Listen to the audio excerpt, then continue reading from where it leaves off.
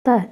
मोक्ष वो होता है जब इंसान जन्म मरण से मुक्ति पा जाता है।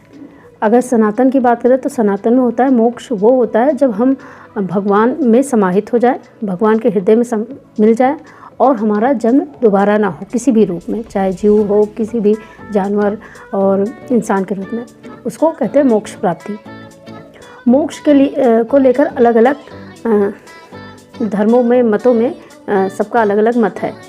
भारतीय दर्शन अनुसार जैसे चार्वाक का कहना है, चार्वाक की बातें ज़रूर होती हैं, जैसे जैन और बौद्ध और सनातन वेदों की बात होगी तो चार्वाक की भी बात जरूर होती है।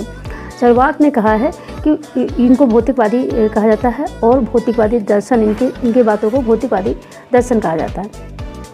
भौतिकवादी दर्शन में क्या होता है कि आत्मा को अस्वीकार करते हैं, आत्मा को नहीं मानते और उनको लगता है कि बस यही ज़िंदगी है, मस्ती से रहो, जैसे जिसको नोच खा सको खाओ, मतलब यही है, कोई कर्म वर्म नहीं होता, अच्छा कर्म बुरा कर्म कुछ नहीं होता है। ये भौतिकवादी लोगों का मत होता है। बस आप जहाँ भौतिकवादियों का यही मत रहता है कि जब तक आप जिंदा हैं, एक कहावत कही जाती है कि उधार लेकर घी पियो, ये चार्वाक का ही एक लाइन है। और ऐसे ही जैन जो है मोक्ष को कैवल्य कहता है और मोक्ष जैन धर्म और बौद्ध धर्म में जीते जी भी प्राप्त हो जाती है, ये माना जाता है। जीते जी जो मोक्ष मिलती है उसको बोलते हैं जीवन मुक्ति, यानी जीवन से मुक्ति, और जो मोक्ष प्राप्त होता है उसको बोलते हैं विदेह मुक्ति, और मरने के बाद जो प्राप्त होता है उसको बोलते हैं जीवन मुक्ति। जैन धर्म दोनों प्रकार के, यानी जीवन मुक्ति और विदेह मुक्ति दोनों में विश्वास करता है कि दोनों जीवित रहते हुए प्राप्त कर सकते हैं। और बौद्ध जो है मोक्ष को निर्वाण कहता है, निर्वाण की प्राप्ति यानी मोक्ष की प्राप्ति।